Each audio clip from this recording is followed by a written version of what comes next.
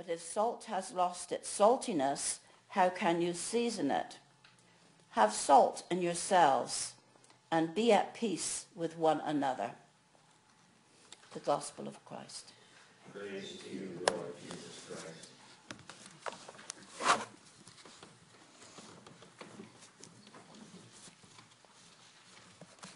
And you may be seated.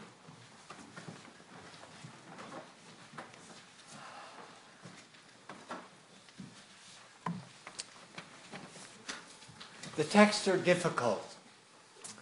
They were difficult for me. They're full of all kinds of information, and some of it seems to emphasize the anger of God and how God deals with those who turn aside. I would like to begin my reflections on the text by focusing on the title that I've put in the bulletin, We Are Not Alone. And that title is based on a rabbinic teaching, a teaching from inside the tradition of Israel. And it's perhaps, maybe 1,200 years old, this teaching.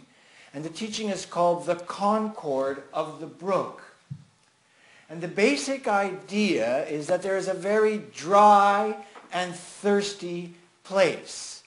People are parched in their spirits, just like land can get parched in a season of drought.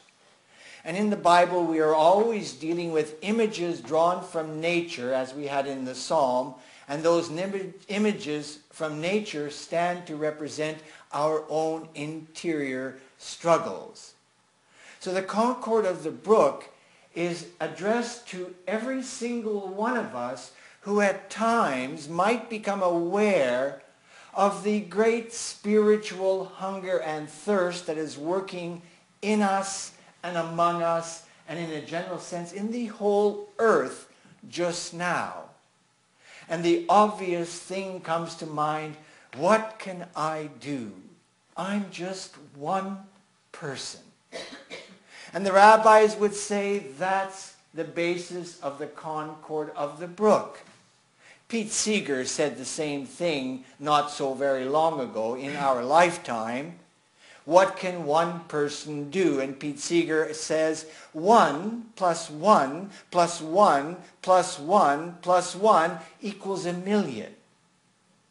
That is to say, the Concord of the Brook teaches us that yes, each one of us as a single drop of water, as a single bearer of the Spirit of God's gospel, God's good news given in the name of Jesus Christ, each one of us is inadequate. But as we join ourselves together, we discover a remarkable sufficiency. The drops add up to form pails, the pails add up to form streams, the streams fill rivers, and the rivers fill seas. So in our creed, we begin by saying we are not alone. We recognize that the earth is deeply troubled by many things. James speaks about sin, and if somebody falls into sin, it's a good thing to try to turn them back into the right way. And then James speaks about a man named Elijah, a person just like us. What I would like to say is that we now live in a set of circumstances that are the end result or the consequence of our collective actions and decisions over a fairly long period of time. I'm not sure about you, but I would characterize our time in history as a time of deep disappointment. And I say that because I have had opportunity to listen to the stories told by elderly gentlemen as they lay in their sick beds. You see, I was in a former life, as we like to say, a home care attendant. I spent 12 years caring for persons in extremity, persons where life had turned hard and difficult, and my task was to alleviate that hardship and that difficulty. And I was very delighted and surprised to discover that I was good at it.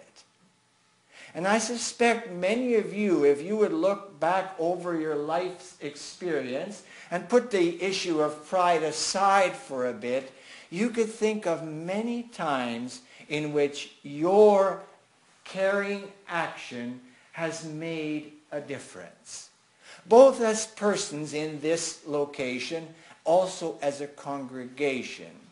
The things you have done to make a difference.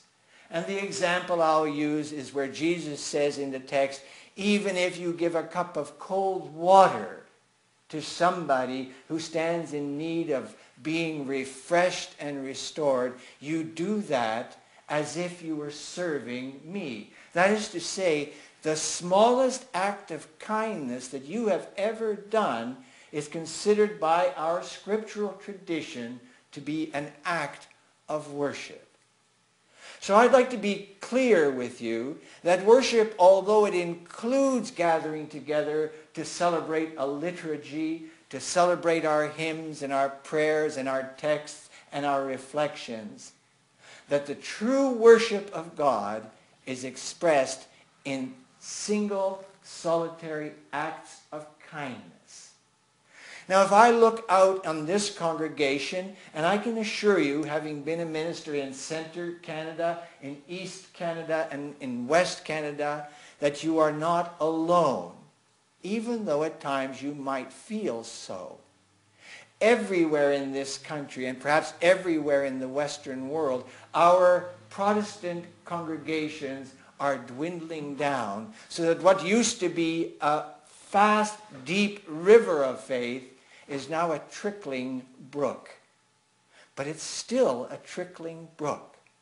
And it's still true that your kind words, your kind deeds, your kind intercessions in behalf of your family, your friends, your neighbors, and people perhaps in far-off places, that small brook of human kindness continues to be a source of refreshment. Now I'd like to speak a little bit about the text that emphasize the name Moses, that emphasize the name Elijah, and that emphasize the name Jesus.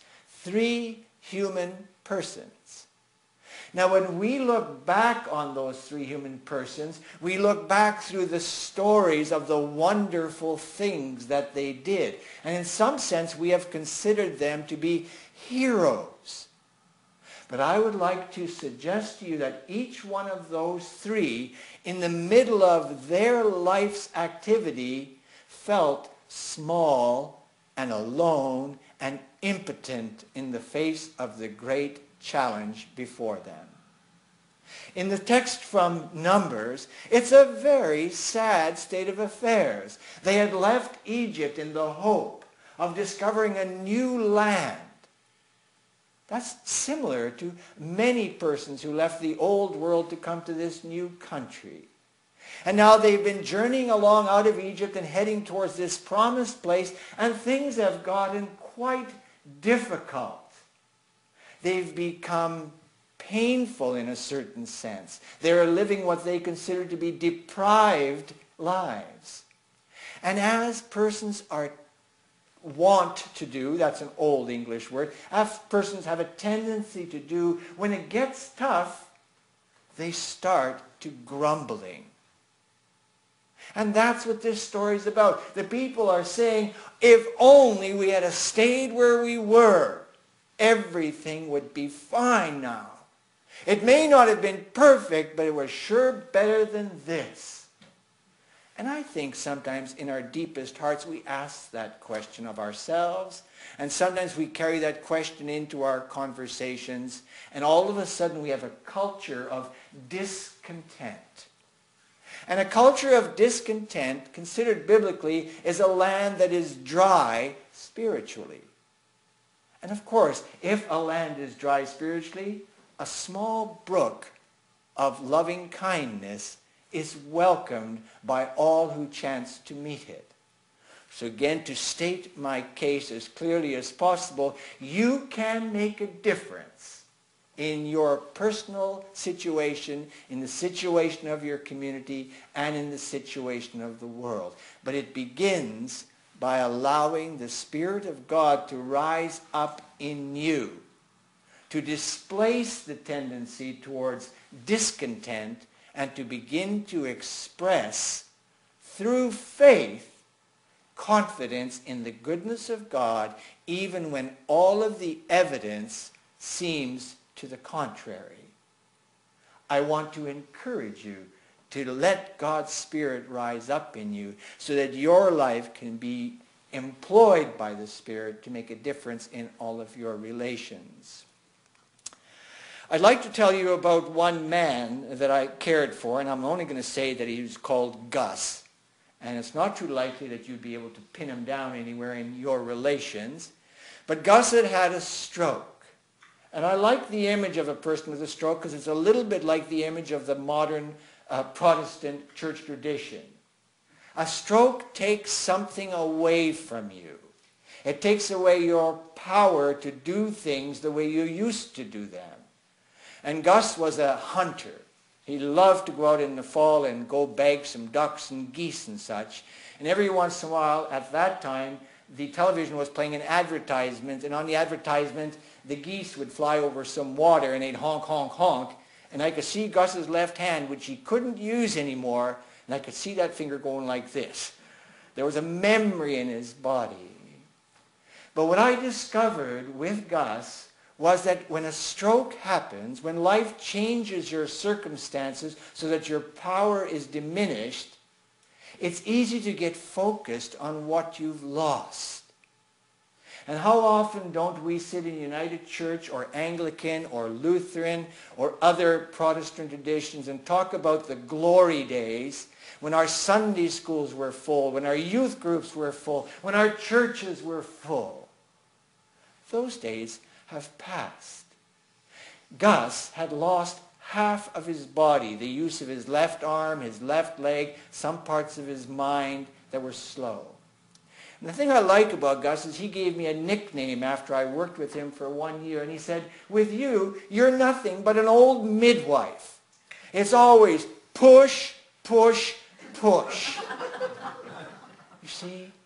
But when I met Gus, like many small congregations in the land, Gus was a bit discouraged. He was a bit depressed. And the persons who had been taking care of him weren't taking care of his spirit. They were making sure he slept in a nice clean bed and he had good clean clothing, he had good healthy food to eat, but they didn't know how to address his spirit. But God had put a gift in me, and I did, and that's probably why he gave me that nickname. And what I'd like to say is, at the end of my time with Gus, just previous to his passing, I was invited to go with him to a family wedding. And at that wedding, I was approached by many, many people who knew Gus well. There were relatives, nieces and nephews, and grandsons and granddaughters, and children, friends. And again, people would come up to me and say, "You have made such a difference in Gus's life. It's like he was dead and he's alive." And I think that's one fair occasion where I can say that I'm a plain, ordinary person, but by God's grace, a miracle happened. And that miracle happened a little bit because of my attitude of push, push, push. You see? But also it happened because Gus decided that he would respond to my exhortation. And whereas he had been depressed, sitting in a chair with the TV on day after day, he began working in his garden. We began going for walks. We began going together to a stroke club. He began to live again. And the example or the text that sort of speaks to this situation is from Proverbs, where it says, "Strengthen the things that remain." So you as a congregation may at times wonder about the state of the world. Wonder about the meaning of all of your hopes and all of your dreams. You may wonder about the future of your children, your grandchildren, and your great-grandchildren, and you may be discouraged and disappointed. I would like you to know that in the face of that kind of challenge, your little bit of compassion and kindness makes a difference. I would like you to know that you are not alone, that everywhere that we can travel in this planet, there are persons doing the best that they can to lighten the load for others, to help others find their way, to help others discover the peace of God that passes understanding. So that we can say confidently, yea, though I pass through the valley of death, yea, though I enter this deep, dark place, I will fear no evil, for you are with me, and your rod and your staff, they comfort me. I trust, and this draws on the Numbers text, that the Spirit of God will comfort you, and out of your comfort, you will be made able to comfort others. And in this way, who knows, but some generations from now they may speak of our time as a time when a smoldering wick, a little brook, was enlarged and became sufficient to the need of the time. I trust that you will imagine yourselves as tiny drops of water joined together to become refreshment in your homes, in your neighborhoods, in your town, and in your world. May God make it so.